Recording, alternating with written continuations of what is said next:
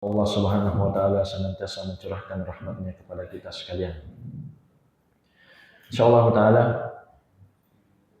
pada malam hari ini kita akan melanjutkan kajian kitab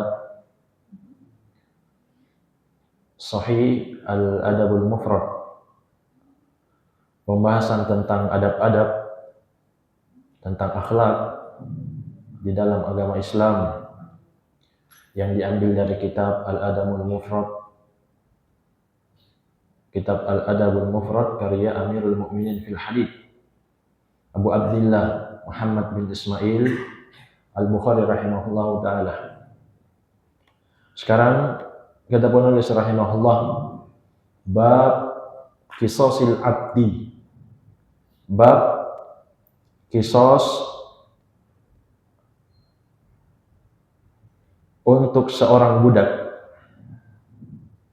Jadi bab ini akan memberikan pelajaran kepada kita,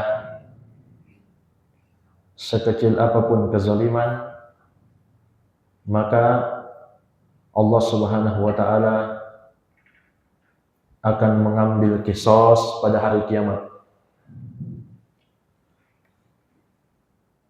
Kata Al-Bukhari rahimahullah, an Ammar ibn Yasirin qala, dari Ammar bin Yasir, beliau mengatakan, la yadribu ahadun abdan lahu wa huwa zalimun lahu illa ukida minhu yaumal qiyamah. Tidaklah seorang memukul budaknya dalam keadaan dia zalim kecuali akan diambil qisas darinya pada hari kiamat. Kemudian kata Al-Bukhari rahimahullah, an Abi Laila qala, dari Abi Laila. Abi Laila seorang tabi'in, artinya generasi ulama salaf yang datang setelah sahabat, dan disebutkan oleh Imam Al-Bukhari dalam kitab yang dinukil oleh Al-Mizzi dalam Tahdhibul Kamal. Abu Lailah juga meriwayatkan hadits dari Ummul Mukminin Aisyah radhiyallahu anha. Kata Abi Lailah, kharaja Salman fa idza ala dabbatihi yatasaqatu minal ari faqala li khadimihi. Salman radhiyallahu anhu keluar, saat itu dia melihat makanan hewan tunggangannya berjatuhan dari tempatnya. Dia pun berkata kepada pelayannya, laula anni akhaful qisas la auja'tuka. Seandainya saya tidak takut qisas, maka saya akan menyakitimu. Kemudian kata Al-Bukhari rahimahullah, an Abi Hurairah anin Nabi sallallahu alaihi wasallam qala, dari sahabat yang mulia Abu Hurairah radhiyallahu anhu, dari Nabi sallallahu alaihi wasallam, beliau bersabda, la tu'addanna al-huququ ila ahliha. Demi Allah akan dikembalikan hak-hak itu kepada pemiliknya, hatta yuqada lisyatil jamma minasyatil qarna, sampai pun akan diambil haknya, qisasnya, hewan yang tidak bertanduk dari hewan yang bertanduk. Jadi kalau seseorang tidak mendapatkan haknya di dunia, mungkin dia kalah berdebat, atau mungkin dia tidak mampu untuk melawan orang-orang yang zalim karena dia tidak punya harta, tidak punya orang yang membelanya, maka kata Nabi akan dikembalikan hak-hak kepada pemiliknya sampai hewan yang tidak bertanduk akan mengambil qisas dari hewan yang bertanduk. Kemudian kata beliau rahimahullah, an Abi Hurairah qala Rasulullah sallallahu alaihi wasallam, juga datang dari sahabat Abu Hurairah, beliau mengatakan Rasulullah sallallahu alaihi wasallam mengatakan, man daraba darban uktussa minhu yaumal qiyamah, barang siapa yang memukul maka dia akan dimintai qisas pada hari kiamat. Dalam lafaz yang lain, zulman, karena kezaliman. Jadi jamaah sekalian, inilah hadits-hadits atau athar yang disebutkan oleh Imam Al-Bukhari rahimahullah dalam kitab Sahih Al-Adabul Mufrad. Jamaah sekalian, pelajaran yang pertama yang bisa kita petik dari bab ini, bahwa hak-hak yang tidak didapatkan oleh seseorang di dunia, maka Allah akan berikan kepadanya di hari kiamat. Makanya kata Al-Allamah Muhammad bin Shalih Al-Utsaimin rahimahullah dalam syarah Riyadhus Shalihin, beliau mengatakan, fi hadzal hadits aqsama an-nabiy sallallahu alaihi wasallam wa huwa as-shadiq wal musaddaq bighairi qasam. Di dalam hadits yang menceritakan tadi tentang hewan yang tidak bertanduk akan mengambil qisas dari hewan yang bertanduk, dalam riwayat Muslim disebutkan lisyati hatta yuqada lisyatil jalha minasyatil qarna, diambil qisas dari kambing yang tidak bertanduk, diambil qisas untuk kambing yang tidak bertanduk dari kambing yang bertanduk. Kata beliau, di dalam hadis Nabi sampai bersumpah, padahal beliau itu orang yang jujur dan selalu dibenarkan walaupun tanpa sumpah. Aqsama annal huquqa satu adda ila ahliha yaumal qiyamah wala yudayya'u li ahadin haqqun. Beliau mengatakan hak-hak akan dikembalikan kepada pemiliknya di hari kiamat. Tidak ada satupun hak yang diterlantarkan untuk seorang pun. Kemudian kata beliau, al-haqqul ladzi laka illam tastawfihi fid dunya istawfaitahu fil akhirah wala buddah. Hak yang kamu tidak dapatkan di dunia, maka kamu pasti akan mendapatkan di akhirat. Jadi jamaah sekalian, kalau misalnya kita punya hak, kemudian kita tidak dapatkan di dunia, maka berdasarkan hadis ini kita akan mendapatkan penuh pada hari kiamat. Jadi ini juga hiburan untuk orang yang uangnya dipinjam tapi tidak dikembalikan. Sering dijanji, sering dapat kata afwan. Jadi kalau dia hubungi temannya, cuma dapat afwan. Ini jumlahnya cukup besar. Nanti ujung-ujungnya diblokir. Maka tidak perlu sedih. Berdasarkan hadis ini, jika kamu tidak dapatkan hakmu di dunia, maka kamu akan mendapatkan penuh di hari kiamat, di akhirat. Fala buddah, wala buddah, pasti itu. Sebab Nabi kita yang mulia Muhammad SAW mengabarkan hal itu. Hatta innahu yuktassa lisyatil jalha minasyatil qarna. Sampai-sampai Nabi mengatakan hewan saja akan dikisos. Cuma ada jenis yang kedua atau bentuk yang kedua.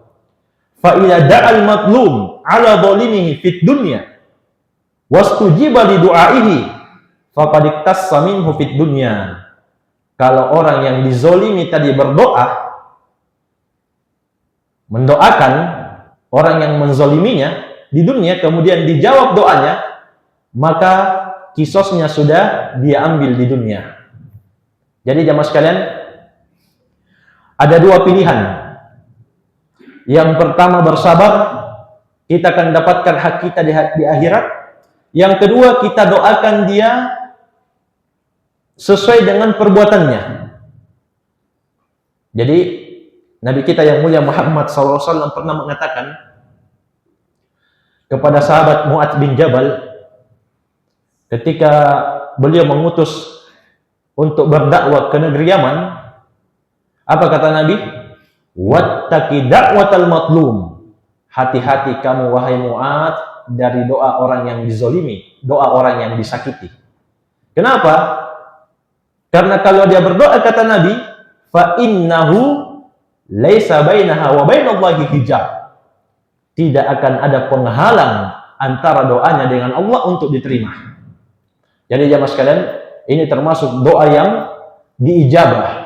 Ketika seseorang dizolimi, kemudian dia mengadu kepada Allah, maka Allah akan mengabulkan doanya. Cuma kisosnya sudah selesai. Kalau doanya dikabulkan, dia tidak akan mendapatkan lagi di akhirat haknya. Amma idza sakata falam yad'u alaihi wa lam ya'fu anhu fa innahu yuktassu lahu minhu yaumal qiyamah. Wallahul musta'an. Kemudian kata Al-Allamah Ibnu Utsaimin rahimahullah, tapi jika dia diam, dia tidak mendoakan dan dia tidak memaafkan, maka akan diambil kisos untuknya dari orang yang menzaliminya pada hari kiamat. Jadi tinggal kita yang memilih.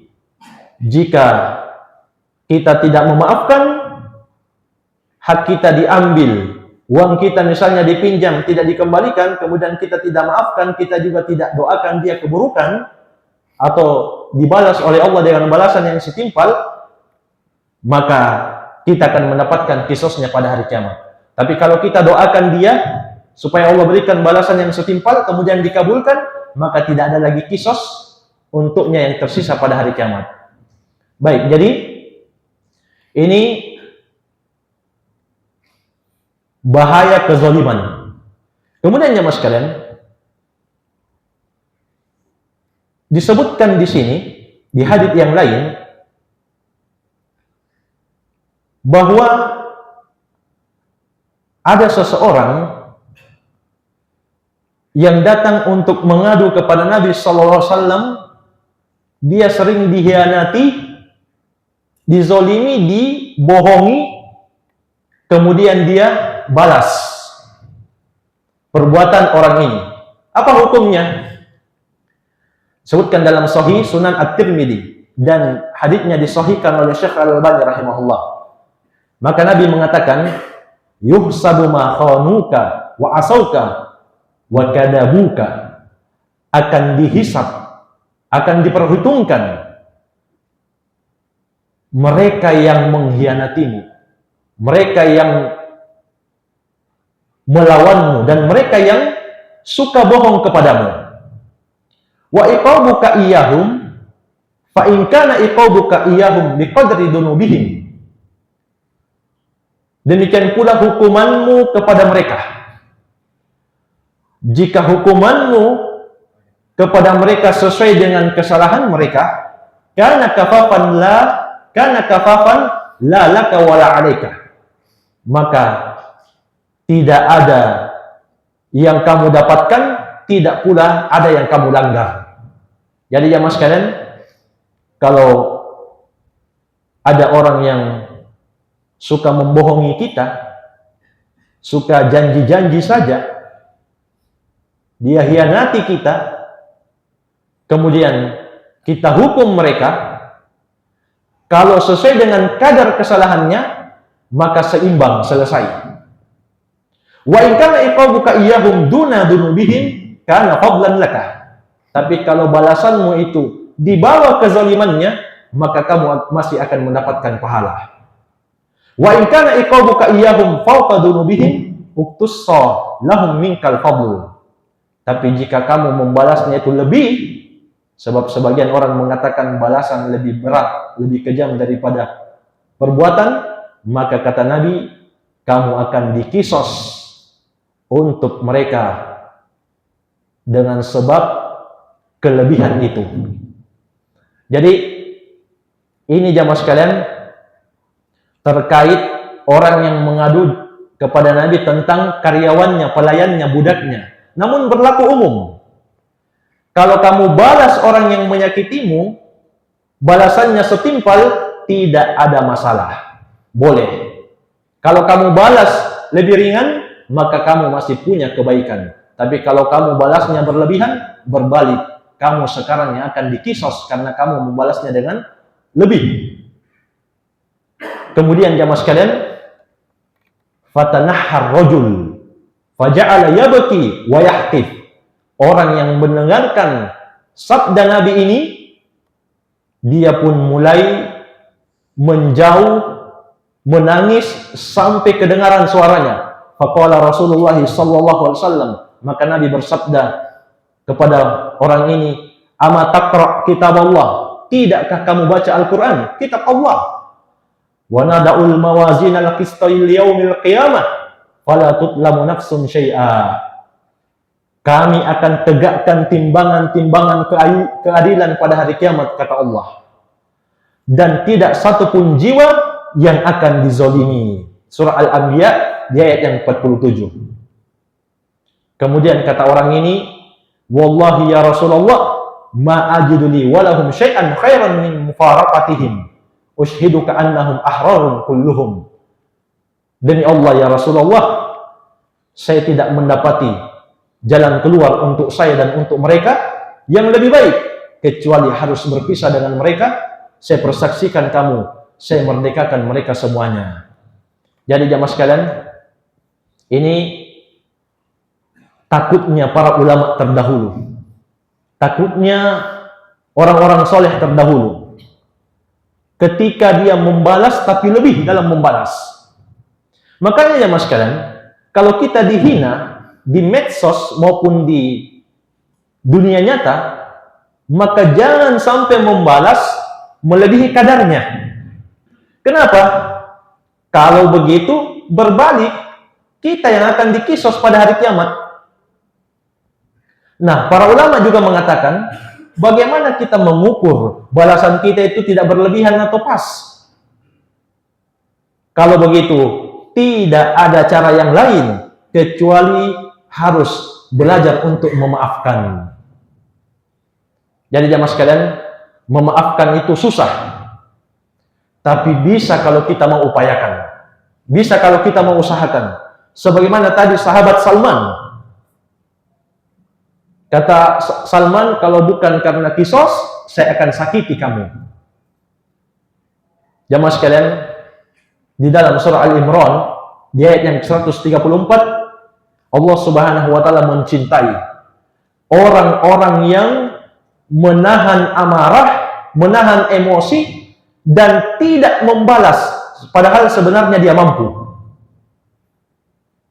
Dan jamaah sekalian, tidak ada yang lebih baik dibanding dengan keridhaan Allah, cinta Allah Subhanahu wa taala kepada seorang hamba. Allah menyebutkan alladzina yunfikuna fis sarra'i wad dharra wal qadhibina al-ghaidha wal 'afina 'anil nas.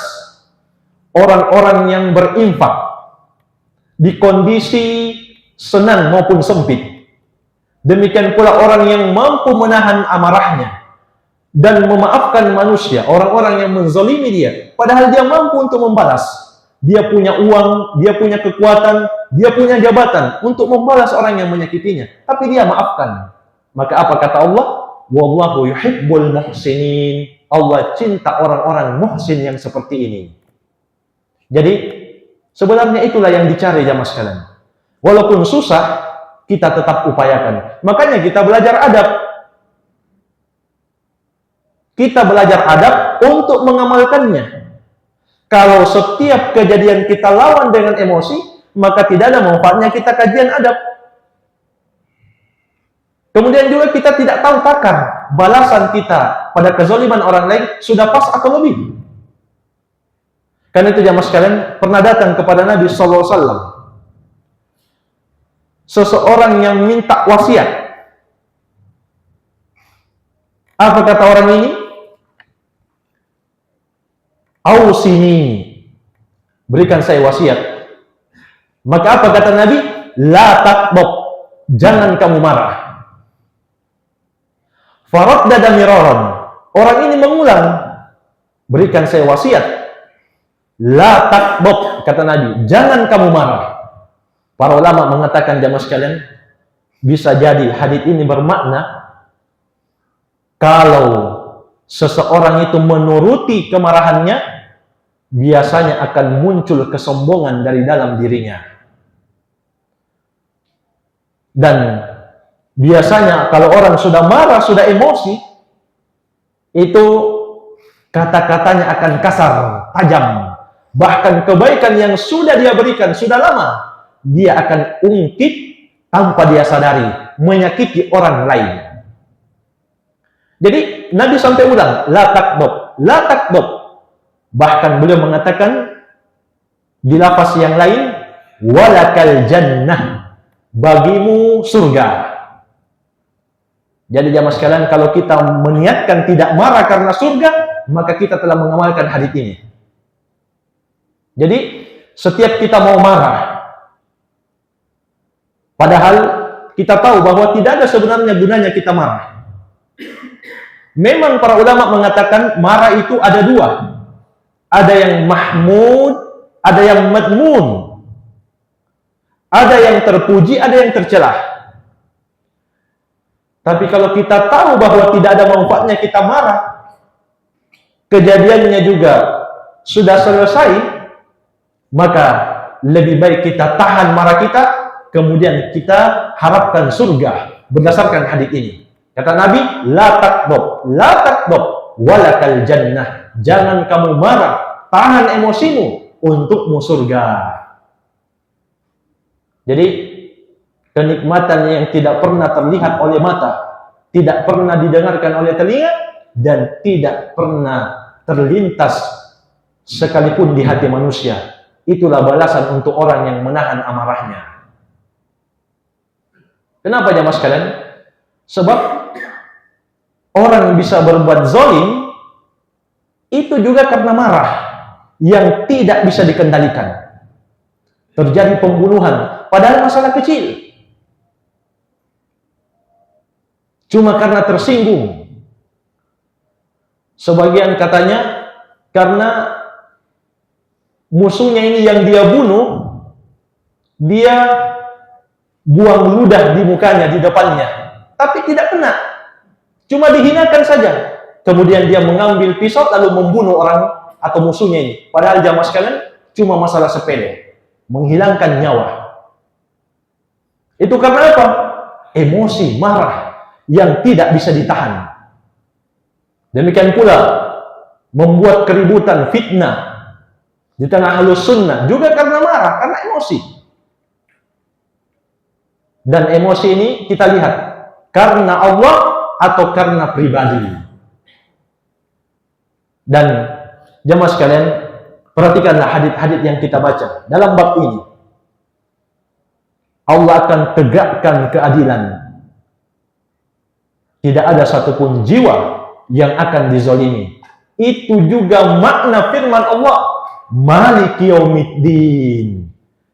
Dialah Allah, Raja di hari pembalasan. Makanya ketika kita baca ayat ini, harus muncul rasa takut. Jadi ketika kita baca firman Allah, Maliki Yaumiddin, harus muncul rasa takut. Kenapa jamaah sekalian? Dalam hadits Al-Bukhari dan Muslim, Nabi kita mengabarkan bahwa Allah akan menantang semua raja-raja yang zalim di dunia. Apa kata Allah? Anal Malik. Sekarang sayalah sang maharaja. Ainal jabbarun, ainal mutakabbirun. Di mana orang-orang yang zalim dulu, di mana orang-orang yang sombong dulu. Ini untuk Allah balas pada hari kiamat. Itulah makna firman Allah, Maliki Yaumiddin. Dialah Allah, penguasa hari pembalasan. Apa maknanya kata para ulama? Wa huwa subhanahu wahdahu maliku yaumal qiyamah. Yaumil qiyamah. Dialah Allah yang satu saja penguasa pada hari kiamat. Wa huwa yaumul jaza' 'alal a'mal. Itulah hari pembalasan untuk setiap amalan.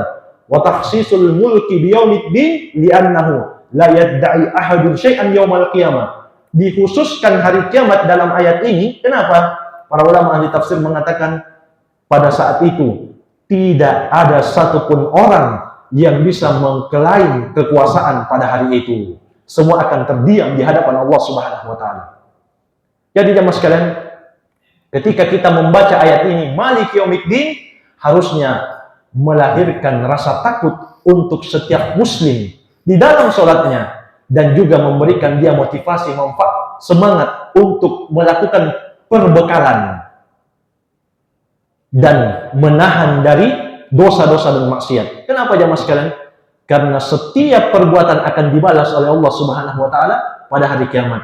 Demikian pula jemaah sekalian, dalam bab ini kita mendapatkan pelajaran bahwa ternyata para ulama salaf dulu sangat takut dengan azab Allah Subhanahu wa taala. Jadi takut kepada Allah itu termasuk rukun ibadah. Tidak seperti yang disebutkan oleh orang-orang sufiyah, tarekat tasawuf, yang mereka mengatakan bahwa kami beribadah kepada Allah itu hanya karena rasa cinta kepadanya, bukan karena takut dan bukan karena harap. Ini jelas bertentangan dengan kondisi para ulama salaf. Para ulama salaf bagaimana kondisinya jemaah sekalian? Lihat tadi Salman, dia bilang apa? Ketika pelayan-pelayannya itu merusak makanan-makanan hewannya, kalau bukan karena kisos, maka saya sudah sakiti kamu. Dan jamaah sekalian, Allah Subhanahu wa taala mengatakan, "Inna adzaba rabbika kana mahdhura." Sesungguhnya azab Tuhanmu itu memang itulah yang harus diwaspadai. Jadi tidak benar ya kalau kita beribadah bukan karena takut. Tidak benar. Kenapa jamaah sekalian? Sebab rasa takut itu yang akan mencegah kita dari perbuatan dosa. Jadi kalau orang sudah tidak ada rasa takutnya, maka dia tidak akan menghindari yang namanya dosa. Makanya definisi takut yang sifatnya ibadah itu kan takut juga terbagi jamaah sekalian. Ada takut yang ibadah, ada takut yang haram, ada takut yang mubah. Takut ibadah itu dia takut di kondisi ramai maupun sepi. Itu takut ibadah. Takutnya itu mencegah dia dari melakukan dosa. Dalam kondisi banyak yang melihatnya atau dalam kondisi sepi. Sedang di kamar kah? Sedang di depan HP kah? Sedang di depan gadgetnya kah? Kalau dia punya rasa takut yang benar, maka dia takut dalam semua kondisi. Itu takut ibadah. Dan takut yang seperti ini jamaah sekalian, kalau diserahkan kepada selain Allah, maka hukumnya syirik. Contoh takutnya siapa? Takutnya kaum musyrikin, kalau dia tidak menyerahkan ibadah kepada Tuhan-Tuhannya selain Allah, maka Tuhan-Tuhan tersebut akan mencelakakan dia. Ini takut ibadah. Tidak boleh diserahkan kepada selain Allah. Ada takut yang sifatnya haram. Apa itu? Takut menyampaikan kebenaran karena nanti hilang followers. Nanti berkurang subscriber. Jadi sampaikan yang umum-umum saja. Jangan sentuh-sentuh syirik. Jangan sentuh-sentuh bid'ah. Kenapa? Nanti tidak ada yang ikut. Demikian pula takut minta izin untuk sholat karena malu kepada bos atau teman. Jadi sudah masuk waktu sholat, tapi dia takut, maka dia pun tidak mau minta izin kepada atasannya untuk sholat. Ini takut yang haram. Ada takut yang sifatnya tabiat. Kalau takut istri masuk di mana? Suami takut istri masuk di mana? Sebab ada juga orang yang berlebihan. Itu katanya syirik. Jadi takut istri masuk di mana, ikhwan? Rata-rata kan sudah punya istri. Takut yang syirik kah? Atau takut yang haram? Atau takut yang boleh? Hah? Apa Ustaz Mardi takut apa? Tabiat. Sebenarnya bukan takut, tapi kita menghargai. Jadi itu tidak tercela. Sebagian orang mengatakan kalau istrinya cuma satu, itu takut. Dan dikhawatirkan bermasalah dalam tauhid rububiyah. Subhanallah. Sampai ke situ. Padahal kalau kita baca buku-buku akidah, tidak ada ulama yang mengatakan termasuk syirik takut kepada istri. Tidak ada. Belum ada saya baca dari kitab tauhid sampai selesai termasuk syirik takut kepada istri. Tidak. Kecuali jamaah sekalian, bisa menjadi haram jika takutnya seorang suami kepada istri bisa mengantarkannya kepada dosa dan maksiat. Apa contohnya? Dia pompa-pompa suaminya untuk korupsi. Kenapa? Karena tetangga sudah banyak perabotnya, kita masih itu-itu saja, tidak ada peningkatan. Maka suami pun takut dan mengikuti kemauan istri, maka ini takut yang haram. Tadinya tabiat menjadi takut yang haram, tapi tidak sampai syirik. Baik, jadi jamaah sekalian, ulama salaf dulu takut kepada Allah. Dan Allah sendiri yang mengatakan, sesungguhnya azab Tuhanmu itu memang selalu harus diwaspadai. Jadi orang-orang sufi ini betul-betul orang yang hebat atau bodoh? Bodoh jamaah sekalian. Kenapa? Karena dia selalu mau menentang ulama yang telah Allah Subhanahu wa taala jadikan orang-orang dia yang direkomendasi. Innama yakhsyallaha min ibadihil ulama. Sesungguhnya yang takut kepada Allah hanyalah orang-orang yang berilmu, apalagi ulama salaf. Jadi tidak benar kalau ibadah itu tidak perlu takut kepada Allah Subhanahu wa taala. Justru rukun ibadah itu ada 3. Cinta, harap dan takut selalu harus bersamaan dalam diri seorang hamba. Kapan dia beribadah tidak disertai dengan cinta, harapan dan takut kepada Allah, maka tidak akan benar ibadahnya selamanya. Ini sebagaimana disebutkan oleh Al-Fauzan hafizahullah dalam syarah Ba'du Fawaid min Suratul Fatihah. Baik, jamaah sekalian mungkin saja yang bisa kita ambil. Kalau masih ada waktu, barangkali yang perlu dipertanyakan saya persilakan. Wallahu a'lam. Ya, fadhil. Assalamualaikum. Bagaimana Ustaz apabila ada orang yang pernah menipu seseorang, tapi orang yang ditipu ini tidak pernah mendoakan keburukan, akan tetapi hukum dunia, yakni hukum polisi sudah ditimpangkan kepada penipu, apa masih terima hitungannya di akhirat? Iya. Baik. Jamaah sekalian, jadi disebutkan di dalam hadis tadi yang dijelaskan oleh Imam Ibnu Utsaimin rahimahullah, kalau dia sudah mendapatkan balasan yang setimpal, maka dia tidak akan mendapatkan lagi haknya di hari kemudian.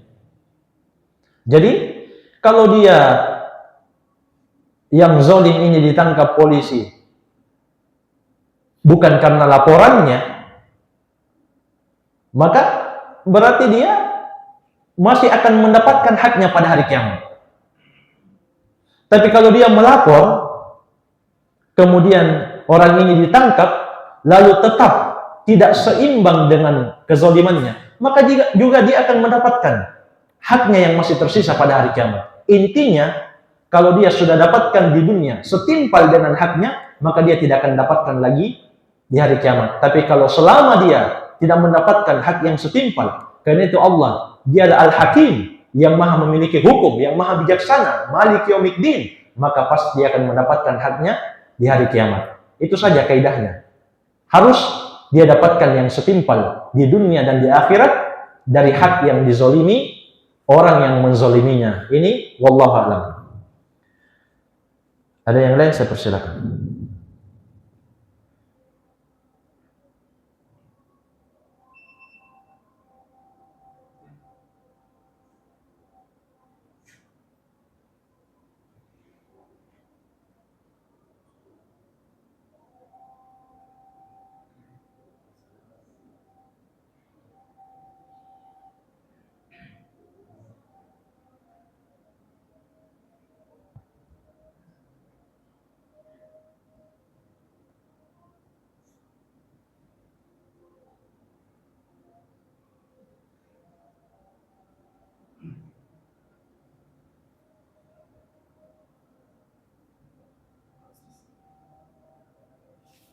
Well,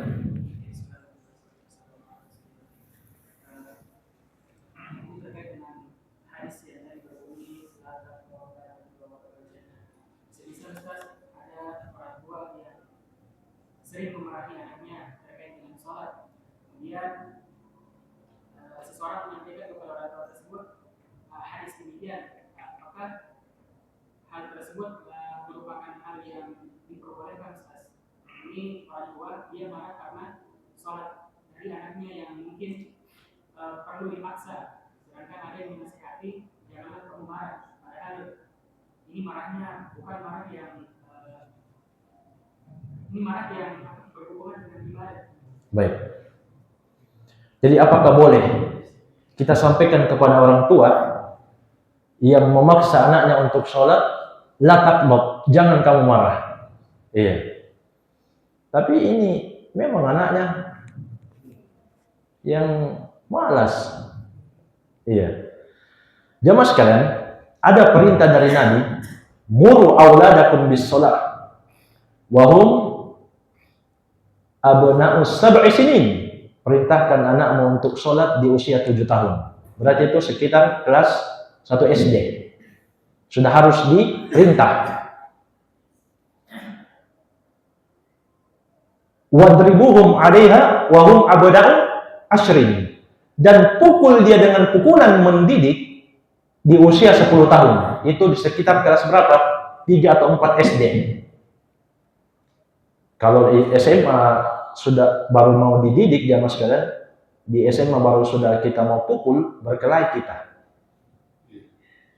Iya. Jadi syariat itu sangat indah. Dari kecil memang kita perintah. Kemudian kita pukul di usia 10 tahun. Maksudnya pukulan yang mendidik di situ. Nah, bagaimana kalau sudah qadarullah besar baru dapat hidayah? Dia sholat, kemudian dia malas-malas lagi sholat, dipaksa sama orang tuanya, maka itu benar, sudah harus dipaksa. Itu marah yang terpuji. Tidak cocok kalau kita kasihkan hadits orang tua kita, la takbub walakal jannah. Jangan kamu marah, bapak, jangan kamu marah ibu, untukmu surga. Dia bilang bapak sama pergi mau ke sholat, tidak marah. Jadi tetap ada kondisi atau keadaan seseorang itu menempatkan atau mengamalkan hadis. Jadi jamaah sekalian, Allah Subhanahu wa taala mengatakan, "Ku anfusakum wa ahlikum nar." Peliharalah dirimu dan keluargamu dari api neraka. Jadi sudah betul. Justru kita bersyukur punya orang tua yang seperti itu. Dia marahi anaknya karena tidak sholat. Itu modal. Orang tua itu, kalau orang tua seperti itu modal. Sekarang jamaah sekalian kebalikan. Ada sebagian orang tua marah kalau anaknya pergi kajian. Jangan kamu pergi kajian. Kalau setelah pulang dari situ, dari Nurul Hamad, sembarang dia larang. Tidak bisa ulang tahun, tidak bisa kredit, tidak bisa, banyak yang tidak bisa. Iya. Padahal jamaah sekalian, sesungguhnya bukan ajaran Islam yang banyak tidak bisa. Tapi kebanyakan manusia saat ini yang jauh dari agama Islam, sehingga mereka tidak mengenal. Makanya apa kata Nabi? Huffatil jannah bil makari wa huffatin nar bisyahwat. Surga dikelilingi dengan hal-hal yang tidak disenangi, sedangkan neraka dikelilingi dengan hal-hal yang disenangi oleh syahwat. Jadi jamaah sekalian, kalau kita punya orang tua yang senang kita beribadah, maka bersyukurlah kita, karena di sana ada sebagian ikhwan yang tidak diizinkan kajian. Kenapa? Nanti jadi Wahabi. Iya. Bagaimana Wahabi ciri-cirinya?